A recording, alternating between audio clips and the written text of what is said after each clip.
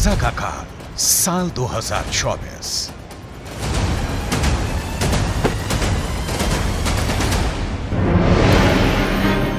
Gaza युद्ध को लगभग 3 महीने होने जा रहे हैं, लेकिन अभी तक इजराइल की आईडीएफ गाजा से हमास लड़ाकों का सफाया नहीं कर पाई है।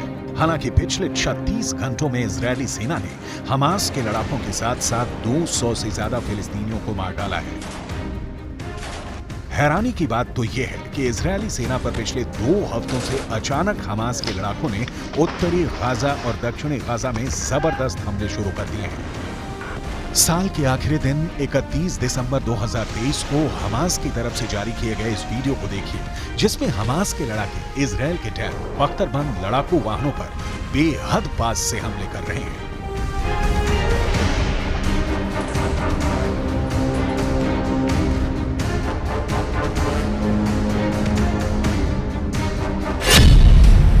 हेलमेट पहन रहे हैं टैंकों का कब्रिस्तान गाजा। हमास का टैंकों पर हमला। 31 दिसंबर 2023 को हमास की तरफ से जारी इस वीडियो को देखिए, जिसमें हमास लड़ाके बेहद करीब से इजरायली टैंक के ऊपरी हिस्से पर सीधा हमला कर रहे हैं। हमास का दावा है कि यह हमला इजरायली टैंकों पर दक्षिणी गाजा के खान यूनुस में किया गया है।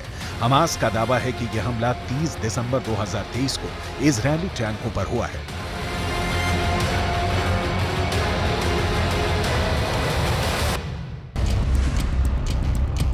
इजरायल के टैंकों पर चुन चुन कर हमले हो रहे हैं, क्योंकि इजरायल का मरकावा टैंक हमास और गाजा का काल बन चुका है। इजरायल इन्हीं टैंकों से अब तक 800 से ज्यादा सुरंगें तबाह करने में मदद कर चुका है। यही वजह है कि अब हमास इजरायल के टैंकों पर बेहद पास से हमले कर रहा है। कई बार तो मुश्किल से 20 से 25 फीट की दूरी से हमास हमले कर रहा है। हमास के रॉकेट इजरायली टैंकों के हैच वाले यानी ऊपरी हिस्से पर सीधा हमला कर रहे हैं, जिसकी वजह से टैंक बर्बाद हो रहे हैं।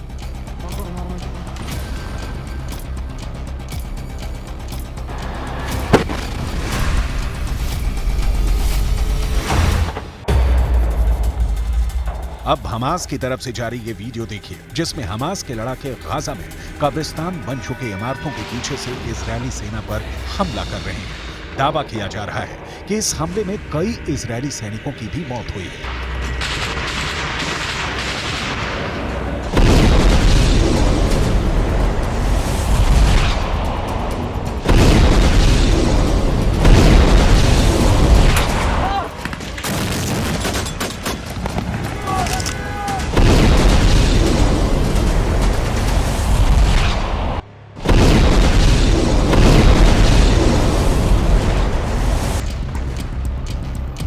इसी तरह से हमास ने 28 दिसंबर 2023 को इजरायली सेना पर मध्य गाजा में ब्यूरिस शरणार्थी शिविर इलाके में इजरायली सेना पर हमला किया है। टैंक और पैदल सेना पर हमास इसी तरह से हमला कर रहा है। दावा किया जा रहा है कि इस इलाके में अभी भी इतनी ज्यादा सुरंगें बची हैं, जहां से अचानक हमास के लड़ाके हमले कर रहे हैं।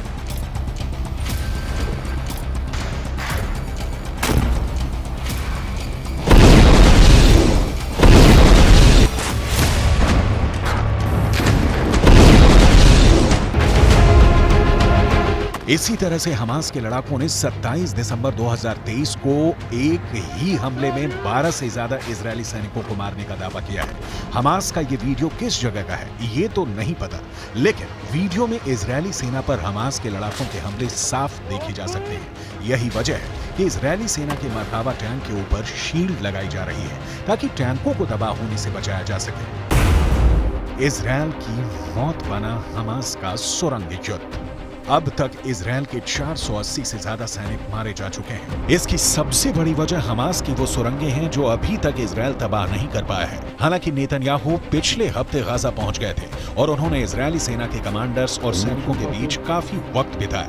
नेतन्याहू ने साफ कह दिया है कि अब किसी भी कीमत पर गाजा युद्ध नहीं रुकेगा, चाहे भले ही गाजा युद्ध लंबा चले। अगर हम गाजा में फिलिस्तीनियों और हमास के लड़ाकों पर नजर डालें तो तस्वीरों और आंकड़ों से बिल्कुल साफ हो जाता है कि इजरायल ने गाजा को पूरी तरह से कब्रिस्तान बना दिया है। गाजा में 70% से ज्यादा इमारतें तबाह हो चुकी हैं। 19 लाख फिलिस्तीनी शरणार्थी बन चुके हैं। भूखे, प्यास, बीमारी और बमों के हमलों ने गाजा में फिलिस्तीनियों को साक्षात नरक में पहुंचा दिया है। जरा ये आंकड़े देखिए। 7 अक्टूबर से अब तक गाजा में इजरायली सेना ने 22,000 से ज्यादा हमले किए हैं, जिसकी वजह से गाजा की 70% इमारतें खंडहर हो चुकी हैं। यूएन के आंकड़ों के मुताबिक पूरे गाजा पट्टी में 3,55,000 से ज्यादा इमारतें तबाह और बर्बाद हो चुकी हैं, जिसमें कोई रह नहीं सकता है।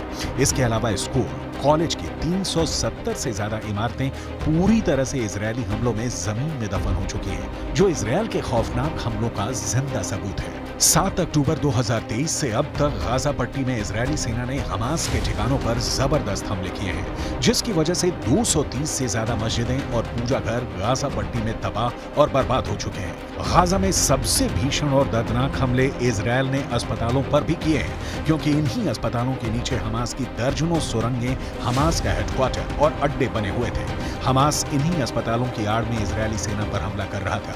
इजरायल ने ऐसे 36 में से 26 अस्पतालों को जबरदस्त बमबारी में तबाह कर डाला है। गाजा में रोटी के लिए लोग तरस रहे हैं। 20 से 23 लाख लोगों को रोटी नहीं मिल पा रही है, क्योंकि इजरायली सेना ने 11 बड़ी बेकरी तबाह कर डाली है। पूरे गाजा में 17 लाख से ज्यादा फिलिस्तीनी शरणार्थी बन चुके हैं। हालात ये है कि उत्तरी गाजा की 90% जनता भाग गई है। अब तक के आंकड़ों के मुताबिक 21,822 से ज्यादा फिलिस्तीनी मारे जा चुके हैं, जो साबित करता है कि हमास को इजरायल पर हमले की भारी कीमत चुकानी पड़ रही है। हैरानी की बात तो यह है कि इजरायल के हमलों में मारे गए कुल फिलिस्तीनियों में से 47% मरने वाले बच्चे ही हैं।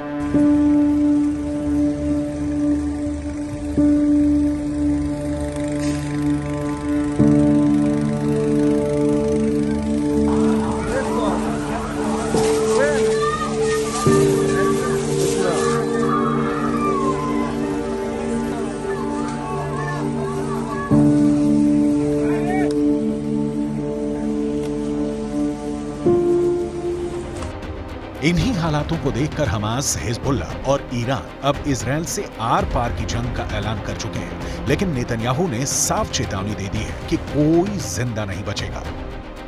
לוחמים על הקרקע, לפעמים גם מתחת לקרקע, ויש לנו עיניים בשמיים. אנחנו אומרים למחבלי החמאס, אנחנו רואים אתכם ואנחנו נגיע אליכם.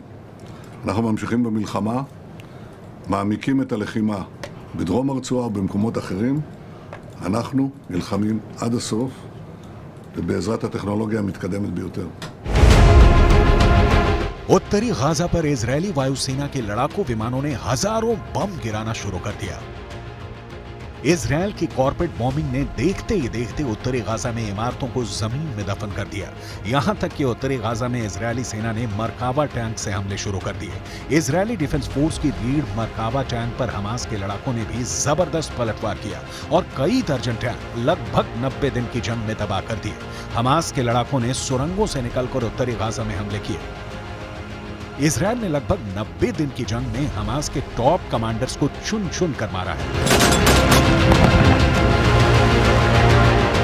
अब तक 100 के करीब हमास के कमांडर मारे जा चुके हैं। लेकिन जिस तरह से हमास गाजा में पलटवार कर रहा है, उससे साफ हो चुका है कि साल 2024 गाजा के लिए बहुत विनाशक साबित होने जा रहा है।